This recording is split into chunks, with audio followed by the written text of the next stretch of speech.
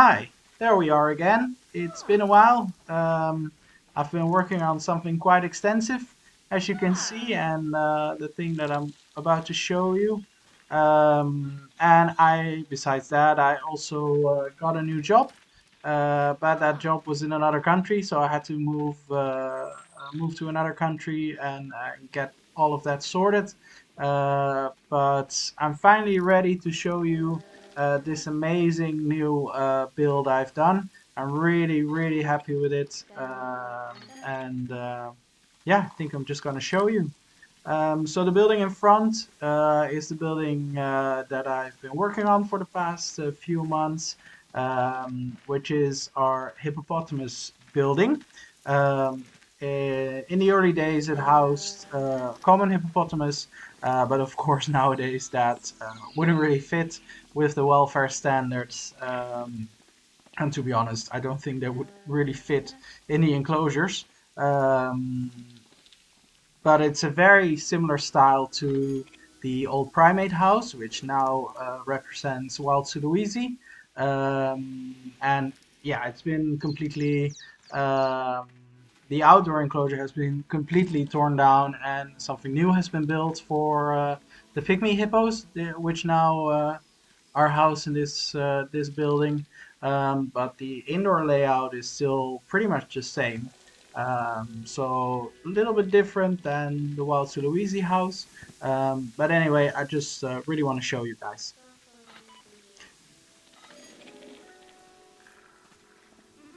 So for people who are have ever visited Dutch zoos, this building might look familiar for some, as it was inspired by the chimpanzee house at Artis Zoo in Amsterdam. Of course, the interior is not the same, but yeah, on the outside, the exterior looks a lot like a chimpanzee house in Artis.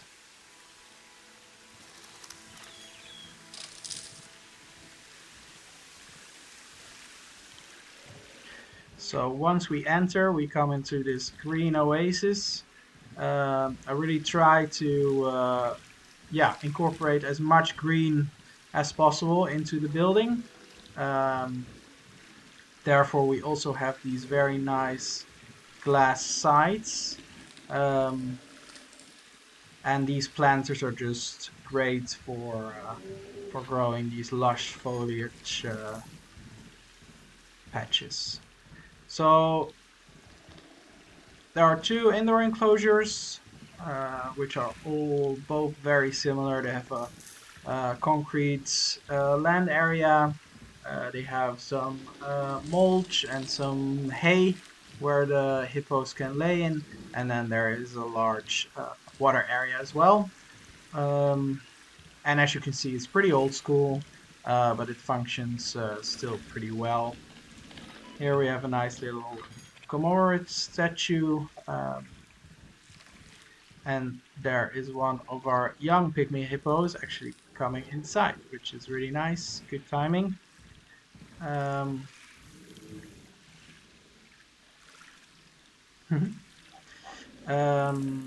then if we turn around, there's actually the largest greenhouse, if you can call it that. And that also houses or has a little terrarium in it. And this houses African bullfrogs, which I think are so cool. Um, and I think they fit pretty well in this area and in the theme that this whole area is representing. So on either side of the indoor enclosure, there's also a keeper area where, of course, they can have all their equipment and they can access the indoor enclosures if they need to.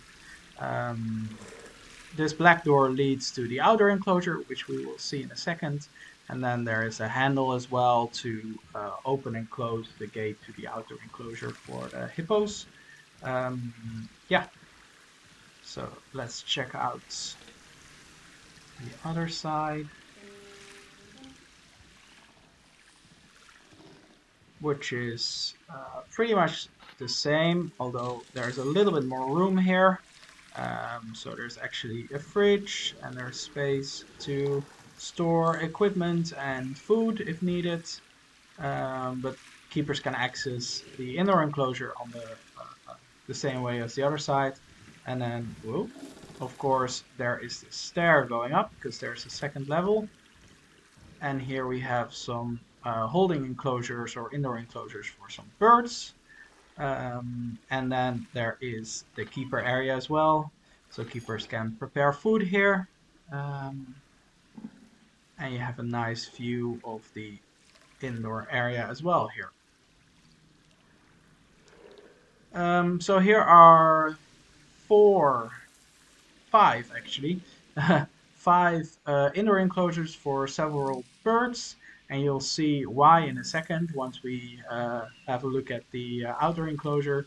So there are von der Decken hornbills, uh, violet turquoise, there are hardlap turquoise, Livingstone, or sorry, Fisher turquoise, and then we have superb starlings here as well.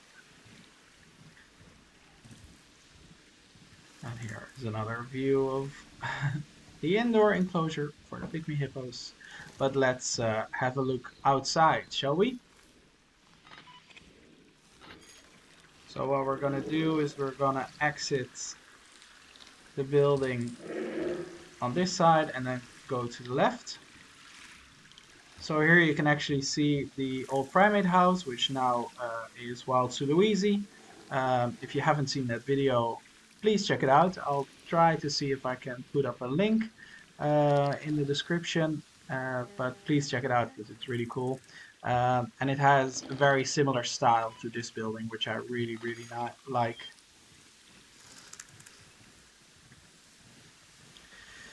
So we're going to the left here to start our tour of the outdoor enclosure. Here on the left there is a little hippo themed water play area for kids to explore. So there are some fountains and they can get all wet if they want to. I'm not sure if the parents are going to be happy with it, but at least it looks really fun.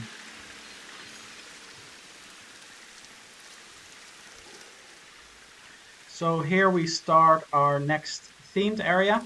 Of course, the rest isn't finished yet, but will hopefully be one day. So this will be our Central African or West African African tropical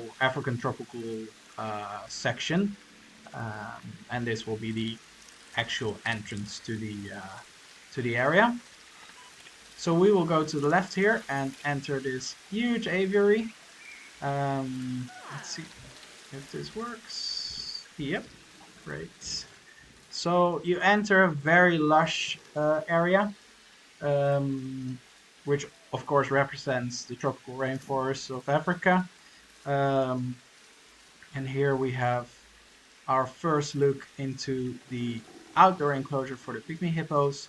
You can actually see some Hadada ibis here, and a violet turco as well.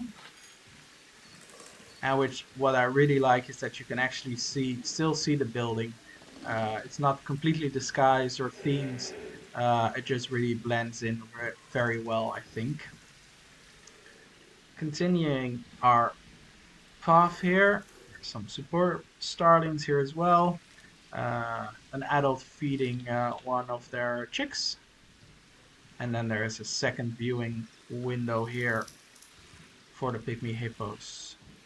And here you can actually see how they can get in and out of the building. Turning around, still very lush of course. There are some feeding stations here for the different bird species.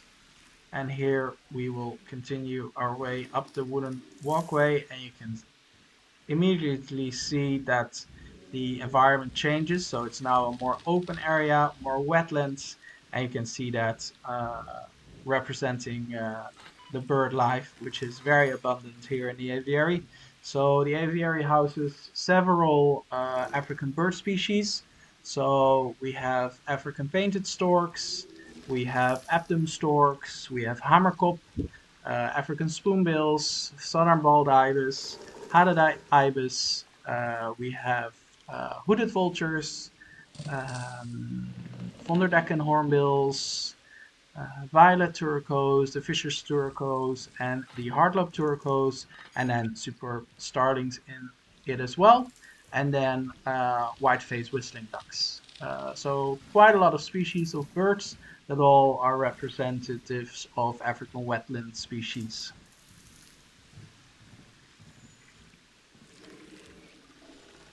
So I really like how it changes from very lush and very dense foliage into a more wetland feel. And here you have the view of the first pygmy hippo enclosure. It's not interested in swimming apparently, um, but yeah, you can see they have a very large land area and then also a nice water area as well, which both the hippos and the birds can use, of course.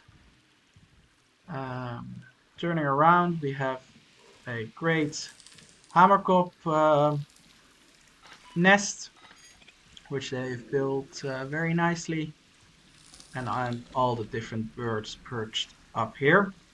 On the right side, there is actually also another pond that can only be used by the bird species, so they can bath there and forage and yeah, look for different types of food if they want to.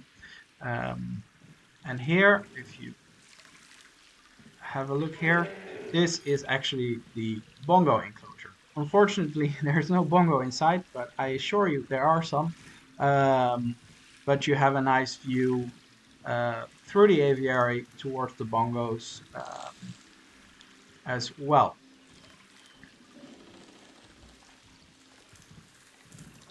Continuing, we have much more bird species, and there's actually a pair of painted storks nesting, which is of course really nice.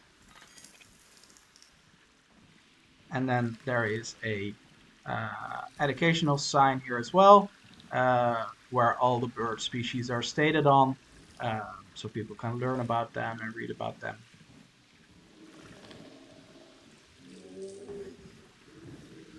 Very brave ibis and starling. And then here is the second outdoor enclosure for the pygmy hippos.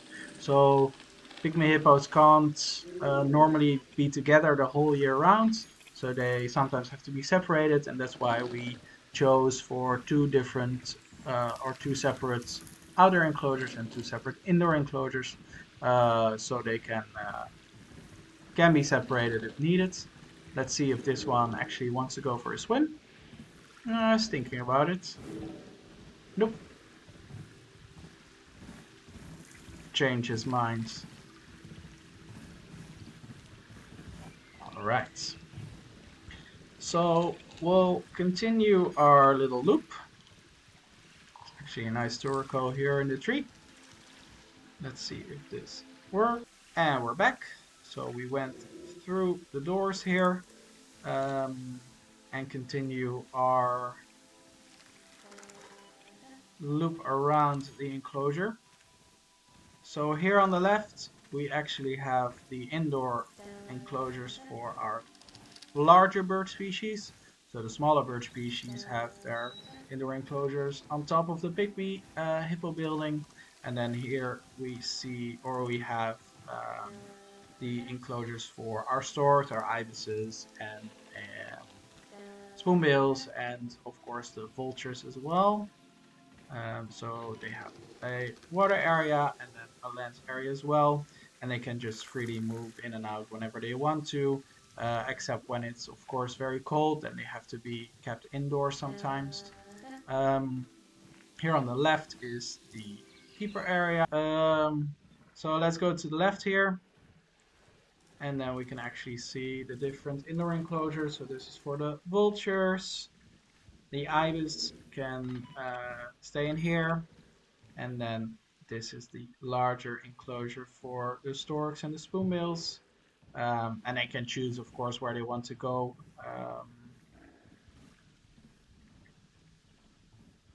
Continuing here, so there's a double door system, so birds can't fly out, which is of course really important. So they actually have to, yeah, one of the doors always has to be closed, so birds can't escape. And then here there is a large sliding door, so we can actually enter the enclosure with some small machinery if needed, um, but it's big enough for this machinery to actually go inside of the enclosure. And then on the right here, there is the other entrance to the indoor enclosure for the hippos.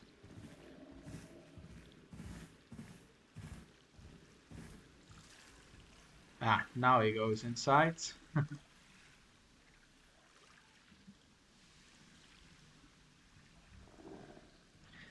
let's see if this one works. Great. Um, so here on the right is the exit of the Sulawesi area with the knobbed hornbill aviary, which you can see in the previous video of the Sulawesi house.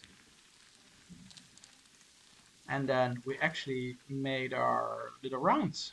Um, so yeah, that was my next build. It was quite extensive. Whoops. Took a little while, especially the aviary, which took a lot of time to get get right and get neat. But I'm really thrilled with the results. I think it's another nice addition to Leiden Zoo. It's a good example on how to um, redevelop old buildings or old enclosures into new ones. And I really hope you enjoyed this video. Please let me know what you think of it in the comments or leave a like, and I'll see you next time. Bye.